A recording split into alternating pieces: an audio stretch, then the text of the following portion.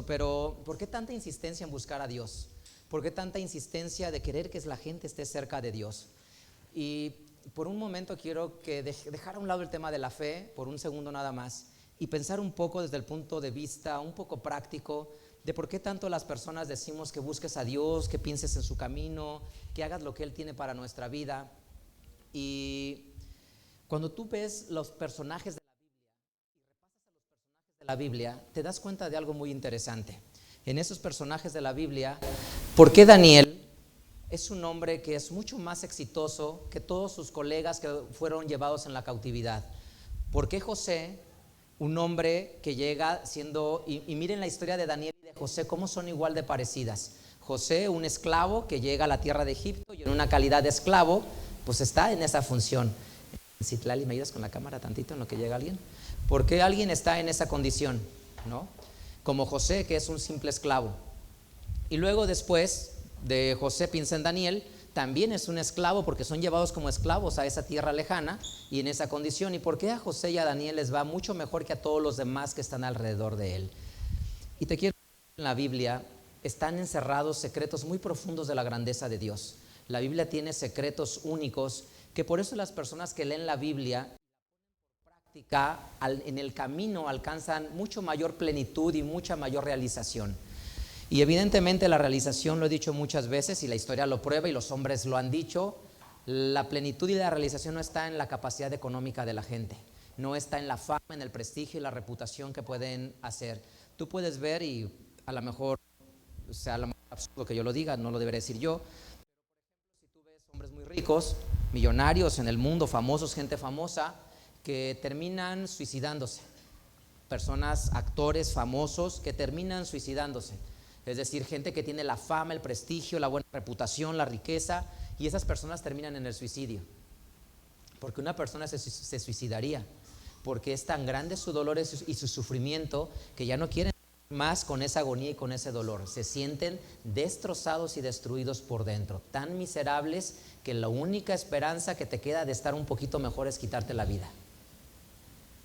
Entonces la riqueza, el prestigio, el roce social no es lo que da la realización a los seres humanos.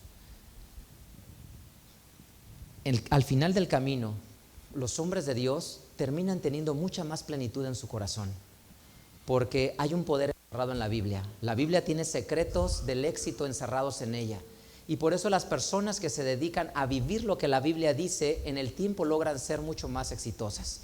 Y exitosos entendido como tener paz, tener bienestar, tener contentamiento, y junto con ello la tranquilidad de tener despejado todo para tener realización. Porque ¿cuál es el problema de los seres humanos? Los seres humanos, cuando están envueltos en pleitos, en envidias, en egoísmos, en frustraciones, su cerebro no piensa, su mente no medita correctamente. ¿Por qué? Y es un tema científico. Se ofusca la inteligencia, el cerebro, y pierde toda la capacidad de meditar y de reflexionar. Y al perder toda esa capacidad, el ser humano toma pésimas decisiones. ¿Por qué? Porque no hay paz y tranquilidad. Se precipita. En un negocio va a tomar una decisión y en vez de tomar una decisión tranquilo, con toda la capacidad mental que Dios le ha dado, lo toma en medio de una mente agobiada y abrumada. Está en una relación sentimental una persona y en vez de ver con objetividad en la relación que está y tomar una decisión adecuada, toma una pésima decisión. ¿Por qué? Porque sus emociones las tiene al máximo, y cuando las emociones rebasan la inteligencia, lo único que te espera es que tus decisiones sean lo peor que puedes tomar. Por eso se dice que el peor momento para decidir es cuando estás inquieto y alterado emocionalmente. Jamás deberías de decidir cuando estás en medio de enojo, de ira, de rencor, de arrebatamiento. Es cuando decimos palabras de las que después nos arrepentimos, es cuando tomamos decisiones de las que después decimos por esta decisión. Yo te quiero compartir en esta tarde el poder de meditar en la palabra de Dios. Nosotros siempre les invitamos y les decimos: lee la Biblia, medita en ella. Y cuando nuestros hijos son niños, adolescentes y jóvenes, como papás les decimos: lee un poco la Biblia hoy, lee una porción de la Biblia. Y déjame decirte que los hijos lean la Biblia es como enseñarles a hacer una tarea en la casa o en el trabajo. Tú te tienes que poner con ellos, hacerlos para que ellos aprendan. No pienses que tus hijos van a leer la Biblia o alguien en tu casa va a leer la Biblia solamente porque digan: vamos a leer la Biblia. Nadie lo va a hacer. Tú tienes que correr, agarrar una Biblia, sentarte a la mesa. Hijo, siéntate conmigo, vamos a leer un capítulo de la Biblia hoy tú y yo juntos. Tú le tienes que decir a tu esposa, ven, siéntate, vamos a leer un poquito la Biblia tú y yo juntos. Tú le tienes que decir a la persona en la que quieres influir, siéntate conmigo a leer, porque cuando enseñaste a tender la cama a alguien, no la aprendió a tender solo, te vio y veía cómo acomodabas, cómo jalabas, cómo metías la cobija abajo. Aprendió a imitar. Cuando enseñamos a los niños a escribir, aunque en la escuela les dejan las tareas para que los niños hagan bolitas, palitos, caligrafía, los papás se sientan con los niños a agarrarles la mano y ayudarles a hacer el trazo, y poco a poquito hasta que ellos aprenden. El camino espiritual es igualito. Los niños no van a descubrir la grandeza y los hijos no van a descubrir la grandeza espiritual si no se sientan los papás a hacerlo con ellos. Pero también hay otra realidad. Nadie puede dar lo que no tiene. Si tú no tienes una intimidad con Dios y no lees todos los días la Biblia, empieza por leerla tú, para que entonces puedas enseñar al que está al lado de ti a leer la Biblia también, a meditar y a reflexionar en ella. Hoy te quiero mostrar el secreto guardado en la Biblia para aquellos que la leen. Dice el libro de Deuteronomio en la ley de Dios, en la Torah, en la enseñanza. Dice el libro de Deuteronomio capítulo 11. Deuteronomio capítulo 11.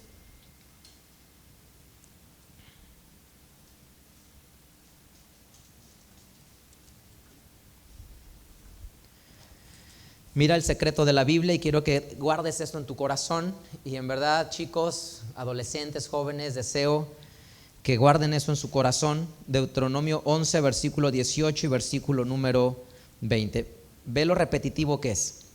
Por tanto, pondrás estas mis palabras en tu corazón y en tu alma, y las atarás por señal en tu mano, y estarán por frontales entre tus ojos. Y las enseñarás a tus hijos, hablando de ellas, ora sentado en tu casa o andando por el camino, cuando te acuestes y cuando te levantes. Y las escribirás en los postes de tu casa y en tus portadas. ¿Cuál es el consejo de Dios? Este es el secreto de la Biblia. Solamente como buen secreto tienes que aprender a entenderlo. El secreto es muy sencillo. Descubre el poder de meditar en la palabra de Dios.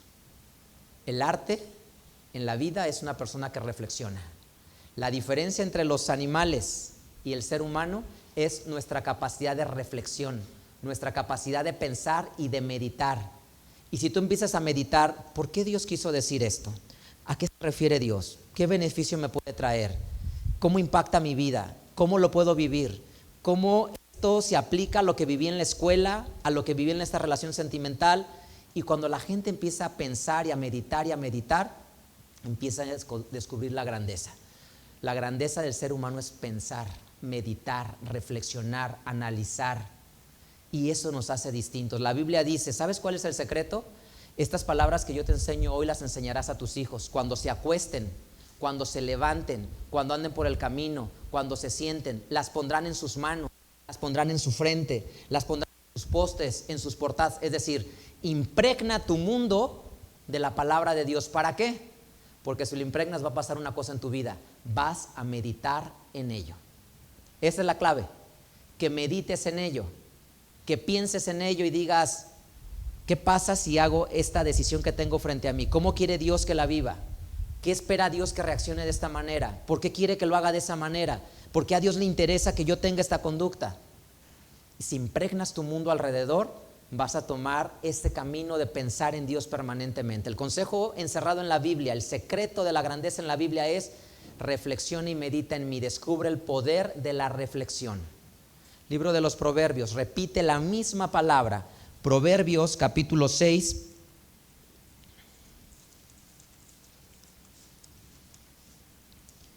Proverbios capítulo 6, versículo número 20 al versículo 23. Miren lo que dice. Guarda, hijo mío, el mandamiento de tu padre y no dejes la enseñanza de tu madre. Fíjate, piensa en lo que dice papá, piensa en lo que dice mamá. Y esta es otra vez. Átalos siempre ¿en dónde? Átalos siempre en tu corazón, enlázalos a tu cuello. Te guiarán cuando anduvieres. Cuando durmieres te guardarán, hablarán contigo cuando te despiertes, porque el mandamiento es antorcha y la enseñanza luz, y camino de vida las reprensiones de la enseñanza. ¿Cuál es el consejo de la Biblia? Medita en sus palabras. Y empieza por la primera reflexión. ¿Por qué a Daniel le fue mucho mejor que a muchos caldeos que crecieron en ese lugar y no eran extranjeros? ¿Por qué a Daniel le fue muy bien? No lo sé, piénsalo tú, medítalo. Daniel era un extranjero, un siervo, un esclavo, un chico que se lo llevaron de siervo a Babilonia. Porque a José encontró la grandeza siendo un esclavo vendido en Egipto. Y te puedo contar un montón de historias en la Biblia que a todos les pasa lo mismo. ¿Por qué encuentran los hombres de la Biblia la grandeza? Por una muy básica y sencilla razón. Las tuyas, pero cuando ponen a Dios delante de su vida, Dios les ayuda a cómo decidir. Porque una persona que tiene en paz su corazón tiene toda la perspectiva para ver claro el panorama. Y cuando toma una decisión, no la toma la decisión al calor de las emociones, del enojo, del resentimiento, y cambia y renueva su conducta. Déjame contarte una historia en la Biblia. En el libro de Ezequiel cuenta una parábola de una leona. La Biblia dice que había una leona y que la leona tenía sus leoncillos, y que esos leoncillos, uno de ellos, su cachorro león, creció, y el cachorro, cuando creció, aprendió a devorar hombres, aprendió a ser el jefe de todos los leoncillos. Pero de repente llegaron, le tomaron lazo, le pusieron una red, lo atraparon y se lo llevaron cautivo a Egipto a ese león. La leona veía que pasaba el tiempo y esperó a que su otro leoncillo creciera, y el otro leoncillo también creció. Dice el libro del profeta Ezequiel que cuando ese león creció, también aprendió a cazar hombres, a ser un león jefe de la manada.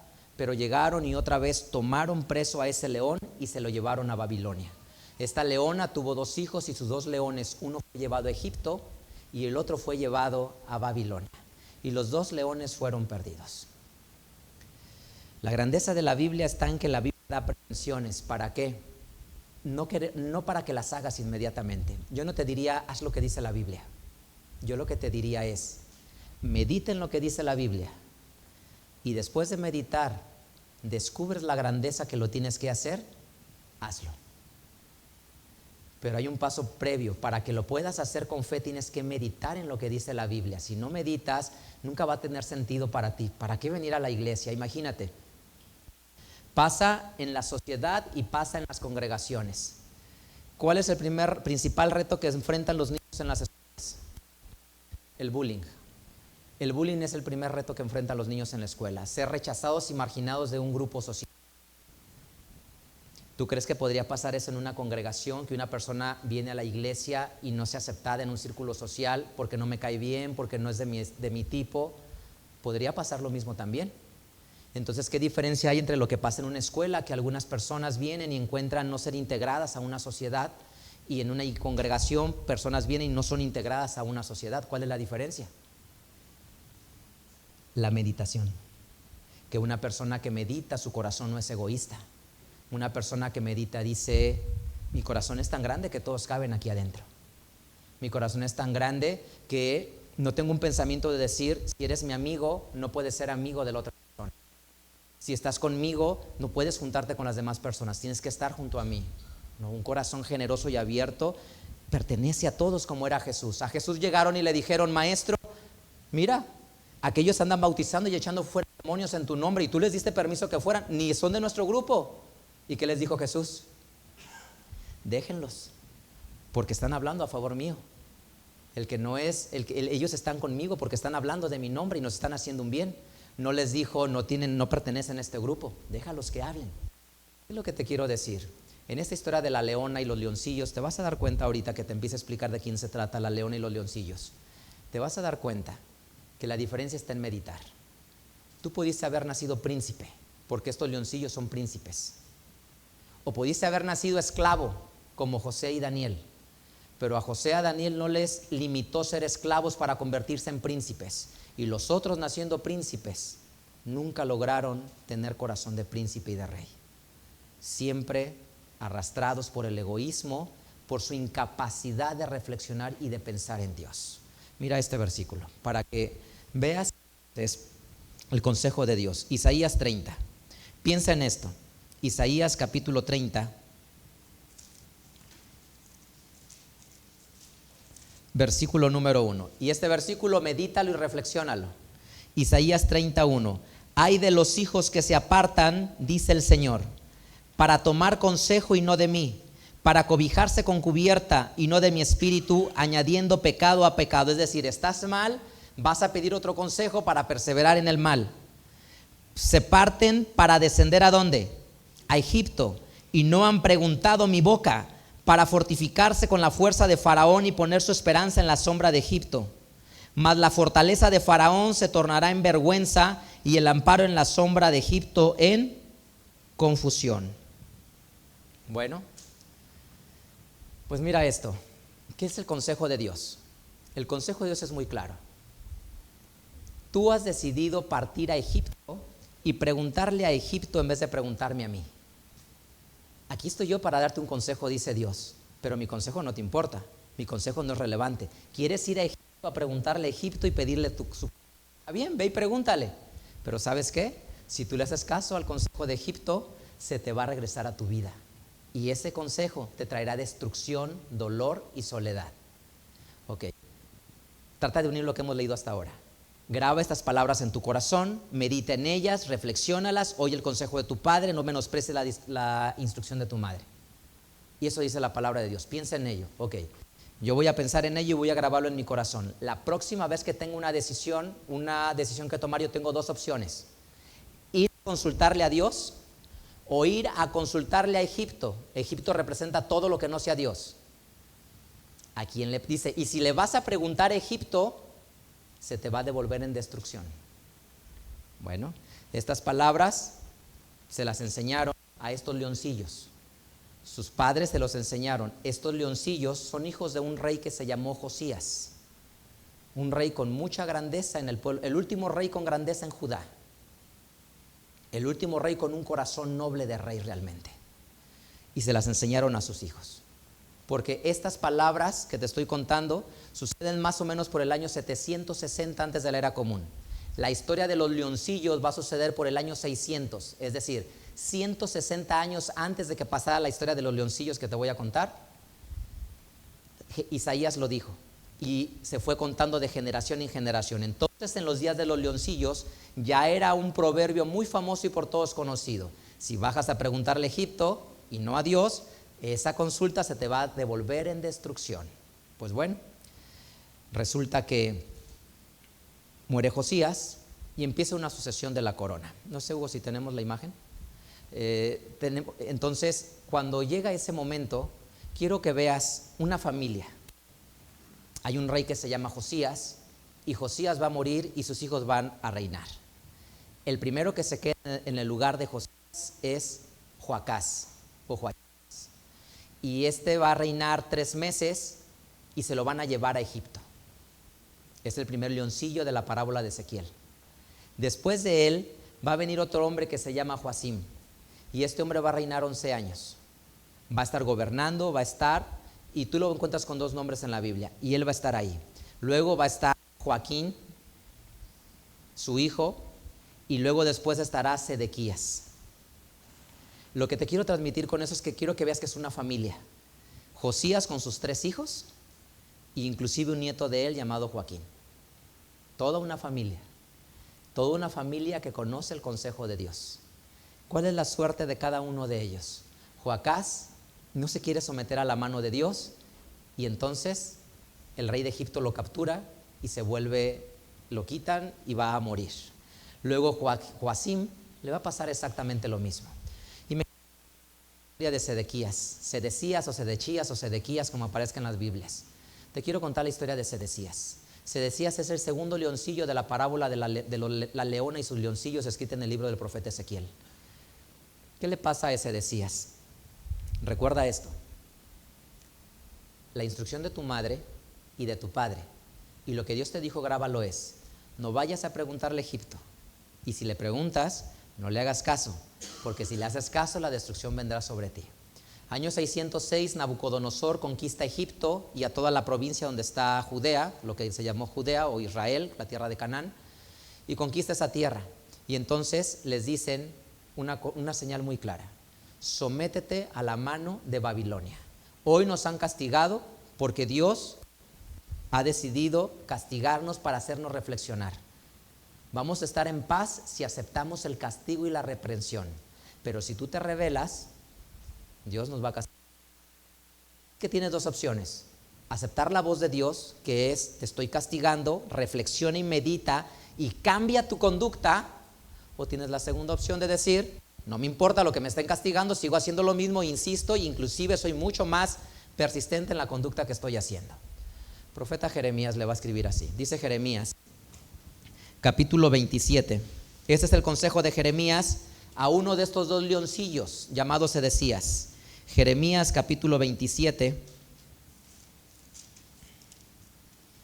versículo 12 y 13. Dice: y habló también a Sedecías, o Sedecías, rey de Judá, conforme a todas estas palabras, diciendo: somete tu cuello al yugo del rey de Babilonia, sirve al rey y a su pueblo. ¿Y qué te va a pasar si lo haces? Y vivirán. ¿Por qué morirán tú y tu pueblo a cuchillo de hambre, pestilencia, según ha dicho el Señor a la gente que no sirviese al rey de Babilonia? Está muy claro. Dios le dice por medio de Jeremías: sométete bajo la mano de Babilonia.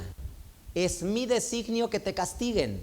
Nabucodonosor los conquistó en el 606. Su hermano se levanta en armas y en el 599 aplastan la rebelión. Y entonces pone Nabucodonosor a Sedecías y le dice: mira, Sedecías, aquí te voy a dejar como gobernante en Judá. Lo único que tienes que hacer es pagarme los tributos, mantener en paz aquí, y yo les voy a dar libertad. Nada más. Y el profeta Jeremías va y le dice a Sedecías: mira, Sedecías, es palabra de Dios que estemos castigados para que reflexionemos y meditemos y regresemos al camino de estar cerca de Dios, porque nos hemos alejado de Él. Renegábamos de su Shabbat, renegábamos de sus fiestas, nos fastidiamos y decías: ¿a qué hora se pone el sol? Oh, qué trabajo, qué fastidio servir a Dios, celebrar las lunas nuevas, Shabbat, las solemnidades, qué pesado, ¿por qué tanto tiempo? Ok, reflexionemos. Y el profeta dijo que la tierra iba a reposar 70 años. Esperemos que pasen los 70 años. Acepta el castigo de Dios y sométete bajo la mano de Nabucodonosor, rey de Babilonia. Sedecías dijo: en verdad le debería hacer caso a Jeremías. En verdad Jeremías era profeta de Dios. Digo, le ha atinado a muchas profecías antes de mí. Con mi padre le atinó a muchas, con mi padre Josías. Pero en verdad será profeta de Dios para mí. Y se hizo de un grupo de profetas que le dijeran lo que quería escuchar. Y le decía: a ver, ustedes profetas míos, díganme, ¿es cierto lo que dice Jeremías? No, mi señor, somos el pueblo de Dios, la victoria es nuestra, levantémonos en armas y luchemos por nuestra independencia. Y Jeremías le dice: no lo hagas, vas a destruir tú, tu familia y tu pueblo, no lo hagas. Y le dice: Jeremías, no me fastidies, llévenlo a la cárcel, llévenlo a la mazmorra, llévenlo al sótano, al subsuelo, que ahí está escondido, y ahí lo dejan encerrado. No quiero escucharlo. ¿Y saben qué hace Sedecías? Pártense de mí y no me dejan a mí. Se van a Egipto a pedirle consejo, pero el consejo de Egipto se les tornará en muerte y en destrucción. Su padre se lo enseñó Josías y le dijo: mediten estas palabras. ¿Saben qué hizo Sedecías? Fue a tocar la puerta del rey de Egipto, mandó a escondidas mensajeros y les dijo: hey, ¿por qué no vienes y me defiendes? Le hacemos la guerra a Nabucodonosor y lo derrotamos, y yo te pago los impuestos y los tributos a ti en vez de pagárselos a Nabucodonosor. Jeremías le dijo: no lo hagas, porque vas a traer destrucción y desolación sobre todos nosotros. Pero él dijo: ¿qué importa? Segundo libro de los Reyes, capítulo 24. Segundo libro de los Reyes, capítulo 24, versículo 17 al 20. Y el rey de Babilonia puso por rey en lugar a Joacim, a Matanías, y le mudó el nombre por el de Sedecías. 18. De 21 años era Sedecías cuando comenzó a reinar y reinó en Jerusalén 11 años. El nombre de su madre fue Amatal, hija de Jeremías de Libna. Segundo libro de los Reyes 25:19. E hizo lo malo en los ojos del Señor Dios, conforme a todo lo que había hecho Joacim. Fue pues la ira del Señor contra Jerusalén y Judá hasta que los echó de su presencia. Y Sedecías, ¿qué hizo? Se rebeló contra el rey de Babilonia. Entonces se levanta. Jeremías 37. Mira lo que cuenta Jeremías. Jeremías capítulo 37, versículos 5 al 8. Y como el ejército de Faraón hubo salido de Egipto, es decir, Sedecías convenció a los egipcios y el ejército de Egipto se fue a Jerusalén para pelear contra Nabucodonosor. Y vino la fama de ellos a oído de los caldeos, los babilonios, que tenían cercada Jerusalén. ¿Qué hicieron? Los caldeos, perdón, los egipcios huyeron. Versículo número 6. Entonces fue palabra del Señor a Jeremías diciendo: así ha dicho el Señor Dios de Israel, dirás así al rey de Judá, que os envió a mí para que me preguntaras. He aquí que el ejército de Faraón que había salido en su socorro se volvió a la tierra de Egipto. Regresaron los caldeos y combatirán esta ciudad y la tomarán y la pondrán a fuego. ¿Qué hizo?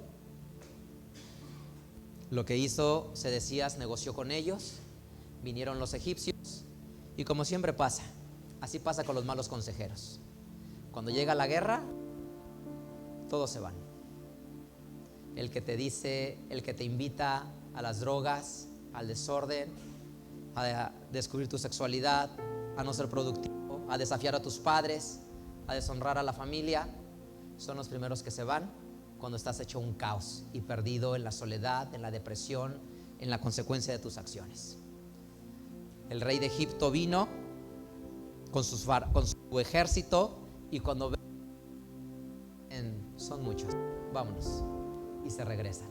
Y Jeremías le dice: ve, dile a Sedecías que ya se fueron, que está solo y que se lo dije. Muerte y destrucción vendrá sobre ellos. Segundo libro de los Reyes, capítulo 25. Mira cómo termina su historia. Segundo libro de los Reyes, capítulo 25. Por una sencilla razón: porque nunca descubrió el poder de la meditación, el poder de pensar en Dios, el poder de reflexionar y decir qué espera Dios de nosotros. Segundo libro de los Reyes, capítulo 25, versículos 5 al 8.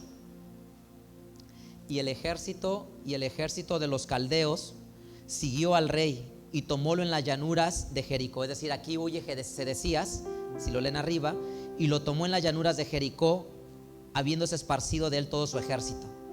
Tomado pues el rey, lo trajeron al rey de Babilonia a Ribla y profirieron contra él sentencia. Degollaron a los hijos de Sedecías en su presencia, y a Sedecías le sacaron los ojos y atado con cadenas lo llevaron a Babilonia. Esta es la historia de la leona con sus leoncillos. Esa es la consecuencia de no meditar y no reflexionar. Te lo dijo 160 años antes. Te lo dijo Jeremías. Solo basta una cosa para encontrar la grandeza en la vida: pensar. Es lo único que tienes que hacer. Solo se requiere pensar. ¿Qué quieres Dios de mí? ¿Por qué está pasando esto en mi vida? ¿Qué me quieres enseñar? ¿Qué futuro tienes para mi vida? ¿Qué cosas has preparado para mí? ¿Por qué los hombres de la Biblia encontraron la grandeza? ¿Por qué los hombres que te han encontrado aún la misma muerte no les ha sido un impedimento para encontrar la grandeza? ¿Por qué la pobreza no frena a hombres que tienen un gran corazón? ¿Por qué el caer 7 veces y 7 veces levantarse lo llena de grandeza? ¿Por qué Job, al estar en la inmensa pobreza, volvió a estar en la riqueza y en la opulencia y en la grandeza otra vez? ¿Por qué a Salomón lo hizo el hombre más grande de la tierra y el más sabio? Por una sencilla razón: puso la meditación en Dios. ¿Puedo ser una mejor esposa? ¿Cómo puedo ser un mejor esposo? ¿Cómo puedo ser un mejor hijo? ¿Cómo puedo ser un mejor padre? ¿Cómo puedo inspirar? ¿Qué conductas tengo que cambiar? ¿Qué acciones hago que recurrentemente me traen dolor y sufrimiento a mi vida? ¿Por qué siempre pasa lo mismo, que lastimo a la gente? ¿Por qué no hay un cambio y una transformación? Si no piensas, estás condenado a la destrucción. El secreto de la Biblia y la grandeza es: reflexiona en el camino de Dios. Encuentra el poder de Dios en reflexionar. ¿Y qué pasa si estudio y le echo ganas a la escuela si mis padres me están mandando a la escuela? ¿Y qué pasa si dedico mi tiempo a estudiar? ¿Y qué pasa si dedico mi tiempo a ser productivo?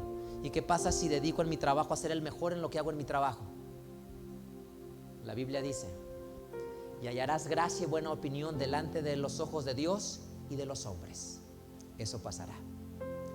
Y te volverás como José, que halló gracia y buena opinión delante de los ojos de los hombres, de forma que dijeron: sé el segundo después de mí, y a Daniel: sé el segundo después de mí. Oseas capítulo 4 dice esto. La Biblia dice, Oseas capítulo 4, Oseas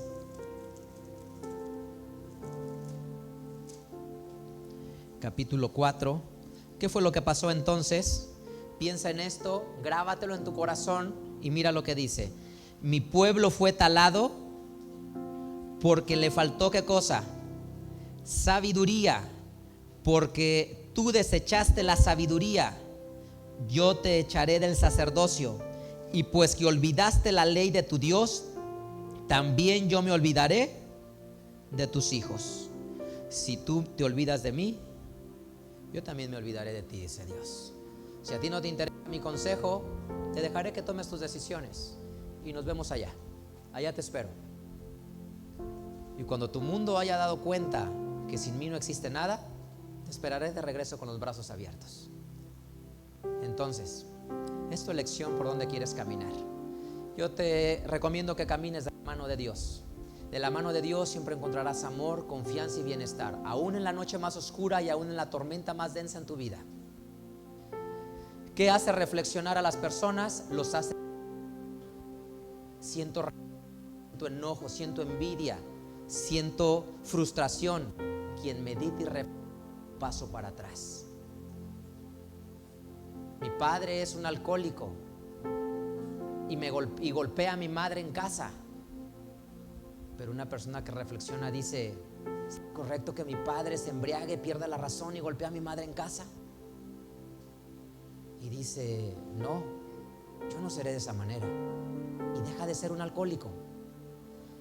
Mi padre es una persona improductiva que no trabaja y está siempre sin producir. Una persona que medita dice: ¿será correcto que mi padre sea tan improductivo? Y entonces dices, y no lo estoy diciendo en el sentido de juzgar, sino en el sentido de meditar y reflexionar: necesito ser un hombre productivo. Un día creceré y tengo que ser un proveedor, y tengo que ser un hombre que sabe estar y dar y proteger. Necesito forjarme. No importa qué haga mi papá, mi mamá, no importa qué hagan mi hermana o mi hermano o mi esposa o mis hijos. Importa yo que pienso y reflexiono, yo que medito, yo que analizo. Porque las personas que piensan y reflexionan dicen: por donde voy me voy a estrellar, y no me quiero estrellar. Deja contarte la parábola que Jesús contó. ¿Recuerdas la historia de Jesús? Jesús dijo que un hombre tenía 2 hijos y les dijo: hijos, vamos a la viña a trabajar. El primero le dijo: sí, padre, voy. No fue. Y otro de ellos le dijo: padre, no iré. Pero luego dice la Biblia que el hijo meditó y dijo: mejor si voy a ir a ayudarle a mi papá. Sí, sí. Lo importante no es el primer impulso, lo importante es lo que reflexionas. Hey, vámonos a la fiesta. Sí, claro, vámonos a la fiesta. Recógeme a las 6, a las 8. Y después piensas y dices: ¿será? Mejor no.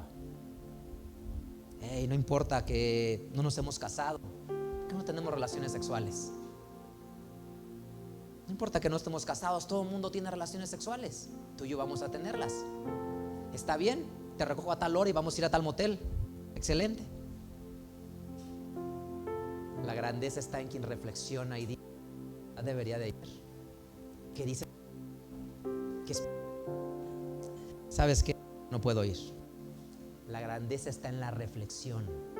Alguien te puede decir, esa persona me cae muy mal, no te juntes con ella. Ok, está bien el primer impulso, pero el segundo es el importante. Jesucristo nos enseñó a amar a todos. Jesucristo nos enseñó a dar la mano y levantar al que estaba caído. Si tú tienes un problema con la persona, yo no tengo por qué tenerlo, porque yo estoy para amar a todos, aún a los que me hacen un mal. Entonces yo le puedo ofrecer mi amistad. Yo le puedo ofrecer mi amistad a la persona. Quiero decirte que lo importante está en la reflexión. El primer impulso es, vamos a burlarnos de esta persona, y todos se burlan. Pero lo que importa es la meditación y la reflexión. Yo no me puedo burlar. Es una persona hecha a la imagen y semejanza de Dios. Yo no la puedo ridiculizar ni menospreciar.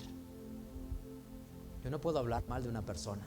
Si los demás tienen la costumbre de hablar mal de las personas, yo no puedo hablar mal de las personas. Mis palabras deben de ser como que si la persona estuviera aquí, y no tengo ningún problema en decir las cosas en su presencia, en su ausencia, porque soy la misma persona que diría lo que está o cuando no está. Lo importante no es el primer impulso, lo importante es la reflexión. Es el poder de meditar en su palabra. Mateo lo dijo así, el maestro. Evangelio según Mateo capítulo 21, versículo número 29. Y respondiendo él dijo, no quiero, mas después arrepentido fue. Mas después arrepentido fue. Y piensa todas las parábolas de Jesús. Esa, créeme, no está en tu primera decisión, porque es el impulso humano. Tu grandeza está en la segunda decisión. Mi primer impulso es que me enojo, porque soy ser humano, pero lo que vale es mi segunda reacción. Debo de dominar mis impulsos. Necesito tener paz. Me gusta viajar libre de equipaje. No tengo por qué guardar resentimientos. Estamos en paz. El hijo pródigo se fue. Me encanta la historia del hijo pródigo porque dice la Biblia, volviendo en sí. ¿Qué significa volviendo en sí? Meditó y reflexionó. Esa es la grandeza y el poder de la Biblia. Es estas palabras que yo te mando hoy estarán en tu corazón y hablarás de ellas al acostarte y al levantarte y al andar por el camino, y las escribirás en tus manos, en tu frente, en tus portadas.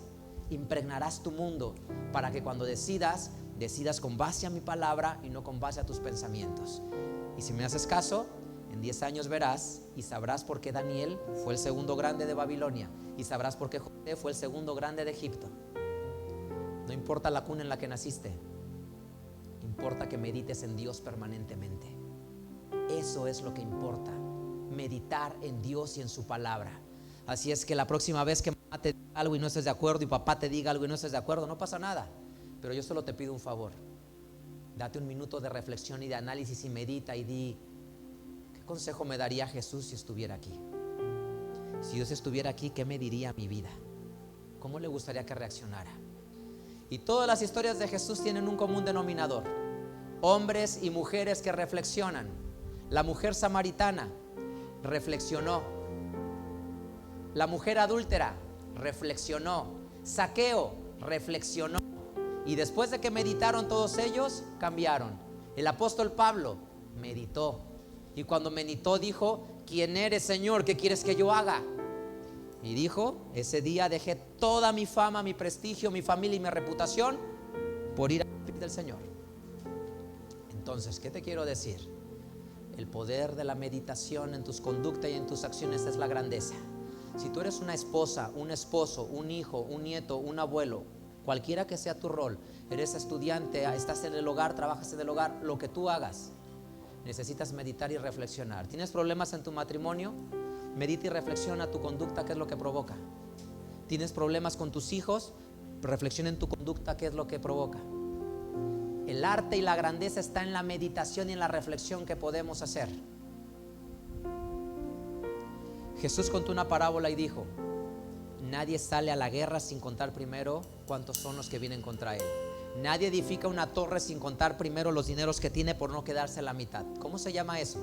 Meditación, reflexión, análisis. Y ese es el secreto mejor guardado en la Biblia. Ahí es donde está la grandeza. Dice la Biblia así. Filipenses capítulo 4. Filipenses capítulo 4, versículo número 8. Filipenses 4, versículo número 8. Dice la escritura así. Y ese es el regalo de Dios para ti en esta tarde. Por lo demás, hermanos, todo lo que es verdadero, todo lo honesto, todo lo justo, todo lo puro, todo lo amable, todo lo que es de buen nombre, si hay virtud alguna, si alguna alabanza, en esto pensad. Llévate a tu casa la historia de la leona con sus leoncillos. Toda una familia se perdió, sus 3 hijos y su descendencia, por una sencilla razón: no oyeron el consejo de Josías, su padre. Josías fue el último gran rey que tuvo la casa de Judá. Josías fue un rey sin igual, del que todos deberíamos de aprender. Descubrió en la ley de Dios la voluntad de Dios y la ejecutó. Y Dios le dijo: por amor a ti, morirás antes de ver la destrucción de Jerusalén. Muere Josías y sus hijos nunca escucharon el consejo de su padre. Y entonces Jerusalén se llenó de sangre, de fuego, de cenizas. Los niños fueron masacrados, las mujeres violadas, la ciudad incendiada. Todo fue destruido en Jerusalén. ¿Por qué? Porque los leoncillos no escucharon la voz de Dios, no meditaron y no reflexionaron. Pero los hombres que encuentran la grandeza son los que aprenden a meditar y a reflexionar. Así es que pregúntate: ese enojo, ese rencor, ese resentimiento, ¿te hace bien? ¿Dios quiere eso para ti? ¿Esta forma de vivir es lo que Dios quiere para tu vida? Dios tiene un futuro de grandeza para ti. Y por eso venimos a la iglesia, porque nos hemos enamorado de su Hijo Jesús, porque ha transformado nuestras vidas. Con una cosa nos ha transformado: nos enseñó a meditar y a reflexionar. Y así es que siempre oramos a Dios y le decimos: Señor, enséñame el camino. Yo quiero orar por ti en esta tarde y deseo que Dios bendiga tu vida, tus pensamientos, y que encuentres un camino de intimidad. ¿Por qué no cierras tus ojos y me acompañas a orar? Bendito Dios y buen Padre celestial, Señor, tú que eres toda luz, tú que eres poderoso, que los cielos de los cielos no te pueden contener, que todo se somete bajo tu poder. En el nombre de Jesús te exaltamos. Señor, bendice a tu congregación, bendice a tus hijos que hoy escuchan tu palabra. Dales de tu amor y de tu presencia. Enseña a los niños, a los adolescentes, a los jóvenes, a los adultos a meditar en tu palabra. Enséñanos a pensar en ti, a tenerte presente siempre. Enséñanos a ser como tu Hijo Jesús, a vivir su parábola, su mensaje, a abrazarte, a estar contigo, buen Dios. Dale en el corazón a tus hijos aceptar a tu Hijo Jesús en esta tarde. Que tu Hijo Jesús venga a estar en sus corazones. Sana sus hogares, sana sus familias. Señor, te amamos. Gracias por querernos. Gracias por cuidarnos. Gracias por estar con nosotros. Gracias por tu palabra, que siempre ha sido una lámpara y una luz en nuestras vidas. Amamos tu dirección y meditaremos en tus caminos. En el nombre de Jesús. Amén. Que Dios de Israel te bendiga. Vamos a cantar a su nombre.